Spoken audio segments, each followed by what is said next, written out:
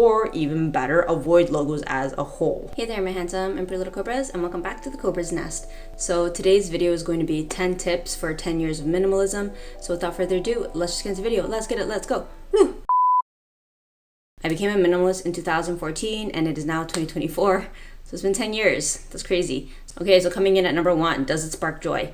I'd have to say that's actually by far one of the best minimalism tips I could possibly give. If you're using minimalism to suffer, you're probably doing it all wrong, if I'm being completely honest. At the end of the day, you want to create a life that's like living your best life. And minimalism is supposed to be a tool for that. Like for me personally, I was using minimalism by like decluttering all the things that I love in the sake of minimalism or in the name of minimalism.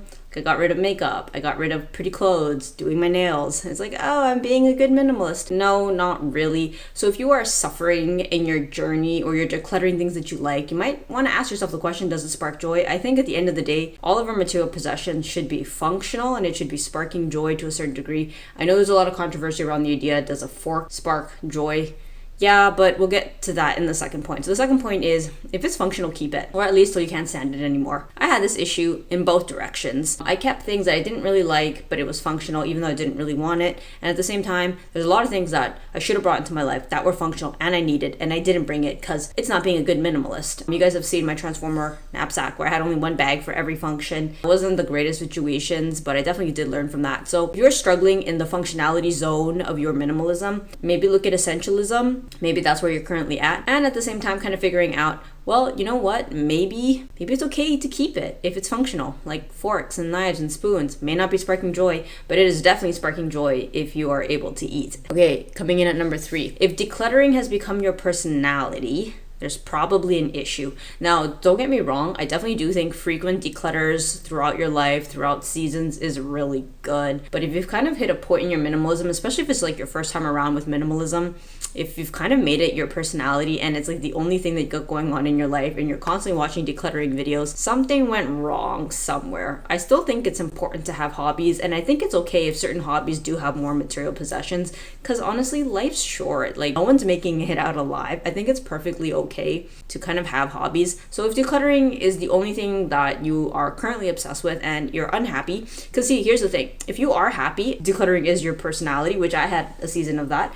Fantastic. I am speaking to people who are kind of like, I don't want to do this anymore. If you're sick and tired and you don't want to do this anymore, then it's okay to stop the decluttering and figure out something else to do. Okay, coming in at number 4, avoid logos. And obviously it kills me because you guys know I'm a brand whore. I love my luxury logos. I know that doesn't make me a good minimalist. I try to like tell myself, I'm like, oh yeah, luxury minimalism. That's my own personal battle, so I'm not going to bring that to the table. But generally speaking, I do my best to go for mini logos, like either here in the corner or stitched on the side, or no logos. Muji's really good with that. Uniqlo's really good with that. A lot of Japanese clothing, the stealth wealth movement, the quiet luxury movement, higher luxury tier brands, none of it has logos. And you can think of it from this idea that if you need a logo to signal quality, it's probably not good quality, let alone, you know, social signaling. We're not going to talk about that. That's not the point of this video. I'm just saying that if you do want to approach a more minimalistic place, a good place to start is to declutter items that have logos, or even better, avoid logos as a whole. Okay, coming in at number 5, stick to similar color families. I obviously don't want to advocate for certain colorways as correct minimalism colors. I think that is really fascist. I really like white and I really like beige, and those are very classic minimalistic colors, but there's no such thing. You guys can definitely check out an Afro minimalist. She wears a lot of red. At the end of the day, there's no such thing as the correct colorways, but I could recommend to look more minimalistic. Stick to a current family. So a lot of minimalists who wear all black will wear shades of blacks and grays. For those that wear like beiges, creams, and whites, they'll often wear those together and it goes really well. So if you're into that, I would highly recommend that. Okay, number 6, less is more.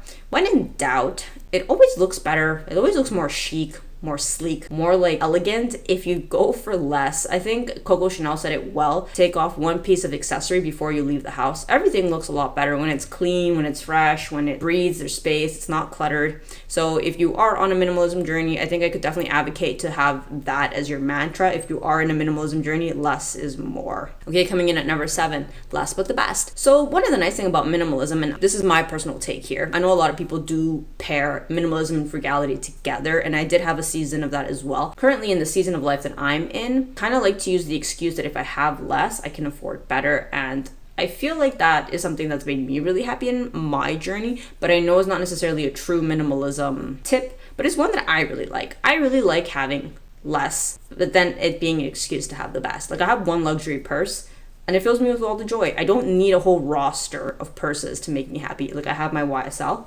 Like I have my one YSL, the Gabby Vanity, and I'm happy. I don't need Chanel Classic Flap. I don't need an Hermes Picotin or whatever. I have her, and I said that I could only choose one bag for the rest of my life, and this is her. I mean, will it be that way for the rest of my life? Who knows?